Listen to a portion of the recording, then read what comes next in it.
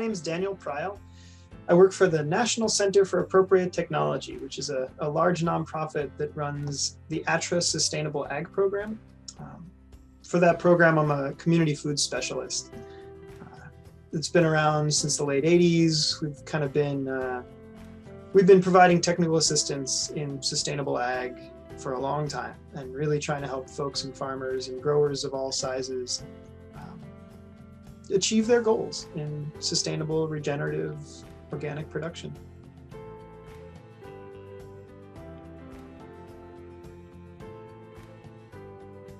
I think the key term here is that phrase intermediated market, which is a USDA defined phrase and encapsulates really four kinds of markets, right? You've got your grocery and retailer at the small scale. You've got your food hubs, you've got your restaurants, and you've got your institutions. The key to all of these markets is that they're not necessarily the simple market, it's the values-based market, right? So it's the local food co-op making a commitment to supporting local food and local farmers that's buying from a farmer and selling to an end consumer. It's the local restaurant that's gonna put a high quality item on their menu because they believe in local food, right? These are values-based supply chains. And that's the key with intermediated markets. And that's what makes them really exciting for farmers, because we're not solely limited in a classic capitalistic model, right? The idea is that people are, and all the actors in these supply chains are trying to be flexible and support more local food.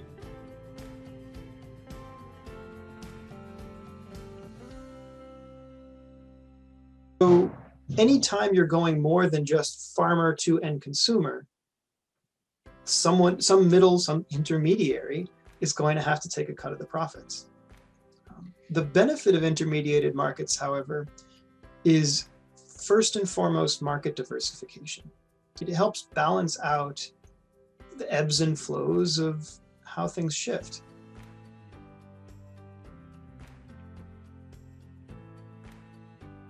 Right, so if you're selling wholesale to a school, for example, they're going to want a lettuce delivery every week, right? And is the beginning farmer confident enough in their skills to produce lettuce that they can harvest every week over the course of X months with a product that is consistently high in quality? So that's the other side of these intermediated markets. They're not necessarily a good step for your beginning farmer, because you really do need to A, understand your cost of production, which often takes experience, and B, understand your production enough so that you can really make those decisions a year or 2 years ahead of time.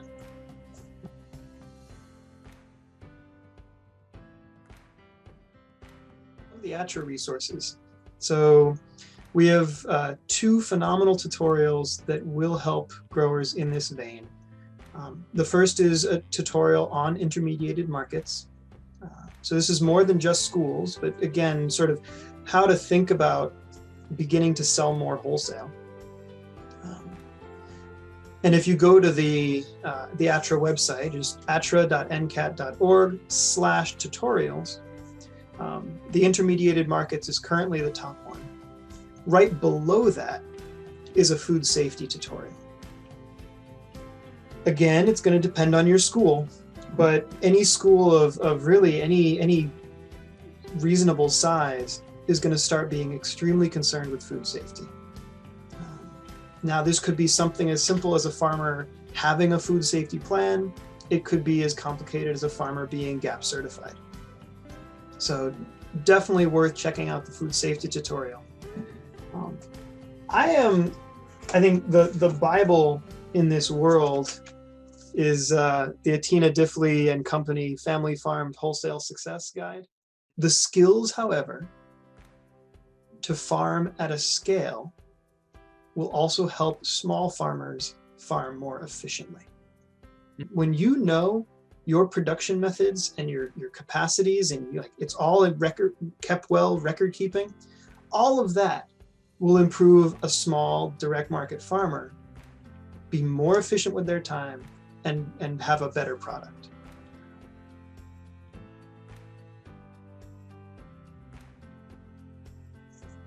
Right? It takes time and effort to build these relationships.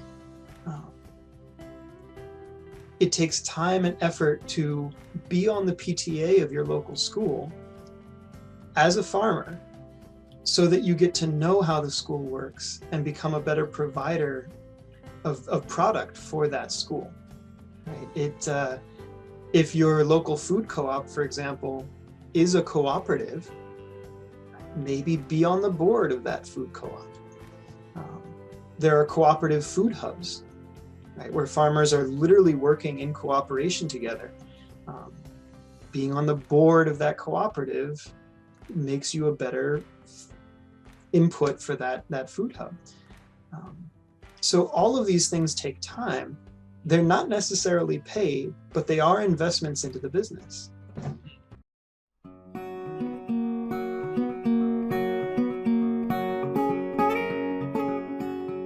My name is Mary Roscoe-Zafava, and I am a senior legal fellow with the Conservation Law Foundation.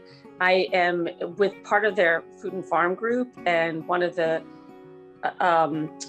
main projects that we have is we have the Legal Food Hub. The Legal Food Hub is an organization that provides free legal services to farmers and helps them with educational materials on common legal issues that might arise when you operate a business such as a farm.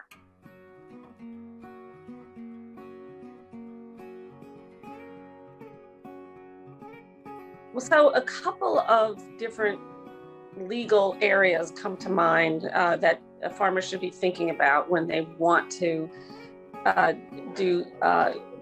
set up some institutional sales. The first one is the food safety, particularly with the passing of the 2016 Food Safety Modernization Act. There's now multiple layers of both federal and state regulations that are going to control the way the food from the fields are grown, harvested, and packaged. And that is something that both buyers and farmers should be aware of as they negotiate sales of produce. The other is maybe on the employment side. There currently it is possible for workers that are in the fields to be designated as agricultural workers. And many of the activities that might be involved in dealing with markets such as schools or wholesalers would include aggregating the food, delivering it to the site of the site of the buyer. Some buyers might even want the produce to come in less than the right off the field state. There might be some processing of that, post-harvest processing of that food. None of those things are things that agricultural workers are permitted to do. So farmers need to be thinking about that as they develop their relationship with buyers, to make sure that they don't run afoul of the agricultural workers' employment regulations.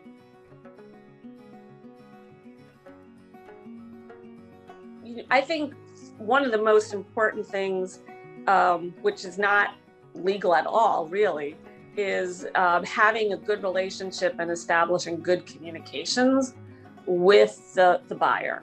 Mm-hmm.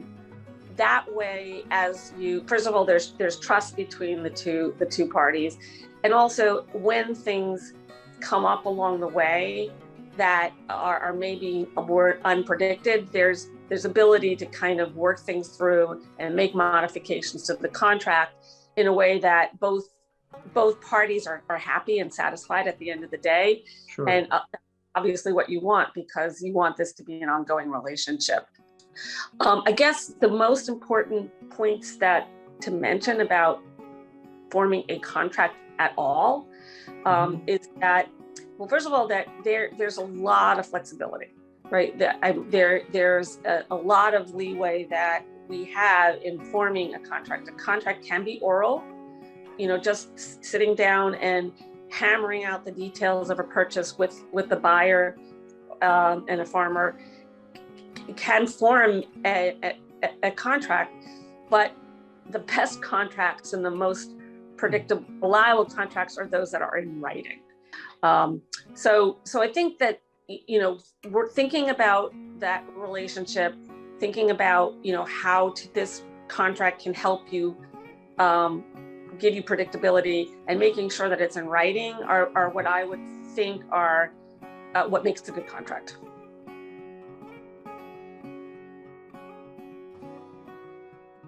Identifying where things might go wrong and having, clearly designated consequences, saying that, the buyer bears the risk of that, the seller bears the risks of this, and having that kind of laid out up front in the contract.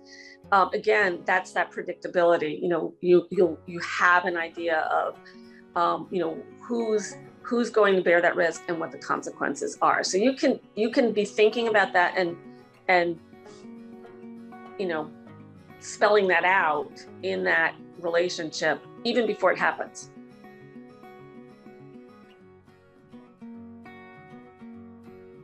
If you're sitting here listening to this, you might be thinking, yeah, right, like I'm going to sit down and work this out. And the buyers are hairy. They don't even have they don't feel like they want a contract. They don't feel like they have the rights to contract and negotiate. And I just wanted to kind of impress on people that it doesn't have to be a big, fancy, formal document. It really has to be just something in writing. And so even an email, if, for example, you've hammered out all the terms that you understand, you talked through all of these issues, you've kind of laid out all these scenarios and come to some agreement about how you're going to handle it, send an email, summarize everything that you've agreed to in one place, or even a string of emails, right? But in one communication, and say, this is what I understand that we've agreed to. If this is not what you understand, let me know. If not, if I don't hear from you, this is what I'm assuming how we're working. If you have that in writing and you have that sort of communication, even especially if the guy says, yep, this is exactly what we've decided. I mean, you have essentially a contract there, and it is in writing. The Legal Food Hub has their own resource page where we have communications and guides to common everyday legal problems that farmers might run into, and help with contracts and employment are definitely two of the most common topics. So I would encourage viewers to go and check out our website. It's thelegalfoodhub.org.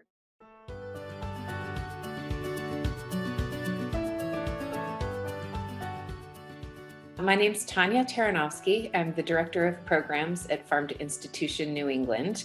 I am based in Braintree, Massachusetts, and FINE is a mostly remote organization with staff working throughout New England. FINE is a network organization that focuses on how we can utilize the power of institutions to transform the food system to improve it.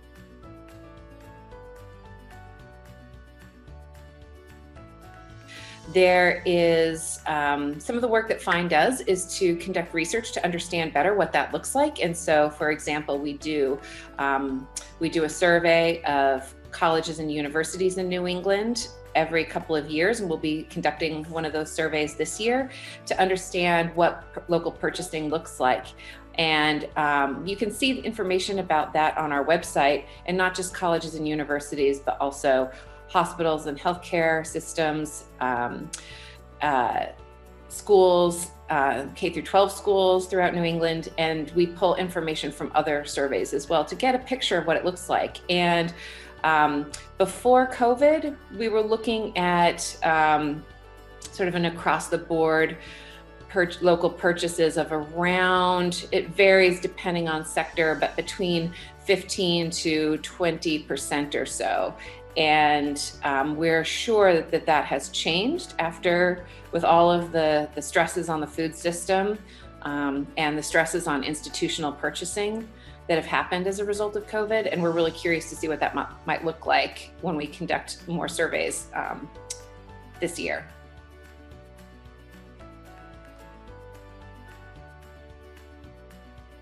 Yeah, trust and transparency, communication are critical issues. And I think, in your last question was asking about perennial issues. I think on the grower side, one of the frustrations is not always thinking that they're responding to what institutions want, and then somehow it doesn't seem to translate into buys, into purchases, or it seems that what they thought was wanted wasn't, and that there's an issue there. And so that kind of communication is just so critical. I have heard from many institutional buyers what their successful long-term relationships are ones that are built on communication.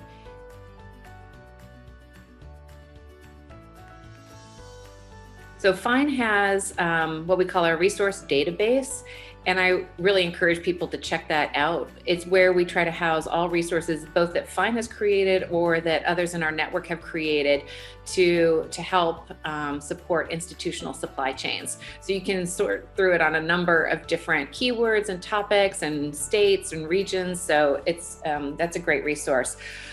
From that, I would actually call out a few things. FINE, a few years ago, worked with a number of partners to create something called the Food Service Toolkit.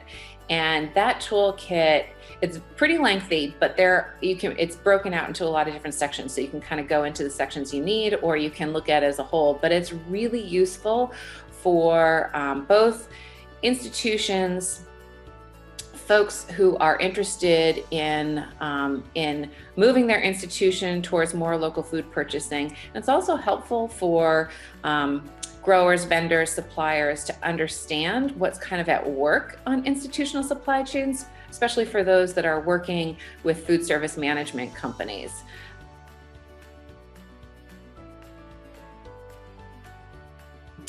Well, I'm going to lean heavily on words from Andy Cox at Smith College, and he's the head of auxiliary services there.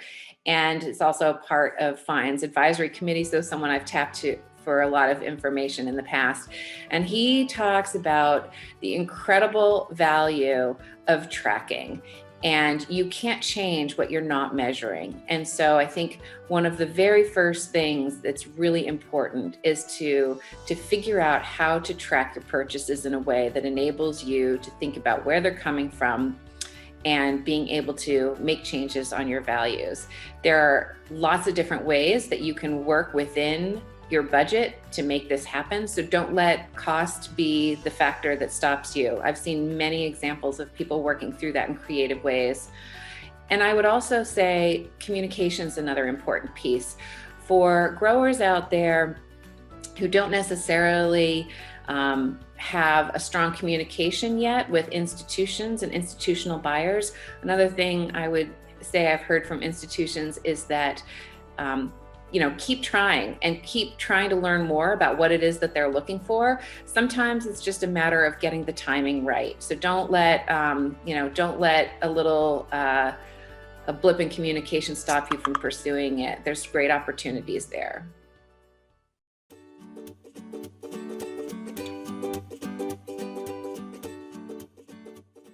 So I'm Simka Horwitz. I'm the co-director at Massachusetts Farm to School.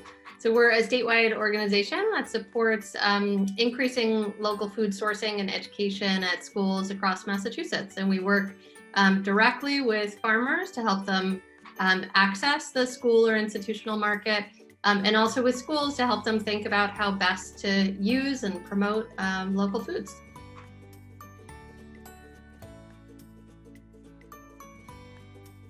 We see a lot of different types of relationships between farms and schools. So some of them are direct sales relationships, everything from traditional wholesale growers who are wholesaling crops to a school, much like they might sell to a grocery store or to a conventional produce distributor.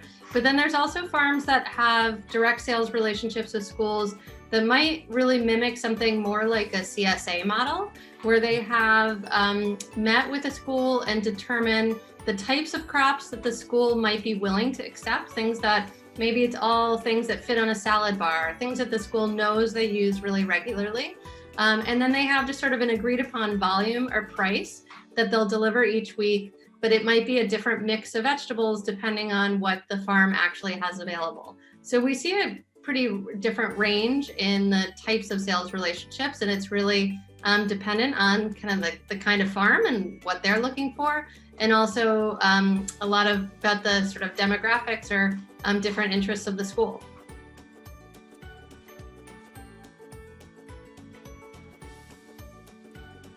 I mean, I think that one of the nice things about schools is that they're actually fairly reliable. And I mean, unlike say a farmer's market where you get terrible weather one weekend and like you might sell nothing, school is serving lunch whether it's raining or sunny. They know about how many kids are going to eat every day. They have really good records on what they've sold in the past. They have pretty strict nutrition guidelines they have to follow about how much of different kinds of fruits and vegetables they're serving. So there's a lot about the school market that's actually really predictable. And I think that can actually help mitigate risk. And one of the things in having a direct relationship between a farm and a school is that often you can arrive at some predetermined pricing that the school would be willing to stick with for, the length of the contract, if it's, if they're going to have a sales relationship for the school year or whatever it may be. And that can be really different than, the traditional produce market that fluctuates according to sort of commodity prices. So I do think there's there's certainly some risk in any market, but there are attributes of the school or institutional market that are actually more predictable than some other markets.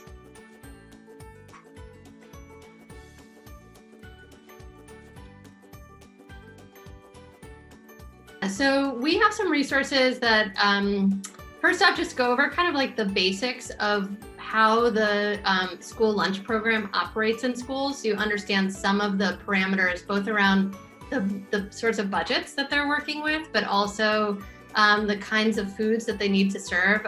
People are often surprised that they have to meet certain nutrition guidelines around like the amount of colors of different fruits or vegetables that they serve. So for example, they have to serve a lot of red orange vegetables. So that's a great fit for like carrots and butternut squash, and thinking about what you grow in terms of like what the schools are required to offer to meet nutrition guidelines can be helpful. So we have some resources to just provide that kind of brief overview of how school meal programs operate. And then also some tools a little bit more on sort of the business side of assessing whether a school sale is like the right sale for your farm, to think through what is the price point that you might need to get for a particular crop, even to think through based on sort of the size of a school or how many meals they're serving daily, like what amount of something they might actually need. Because I think often people hear school sales and assume they're looking for really large volumes. And that may or may not be the case depending on the product and also the size of the school district and how many meals they serve each day.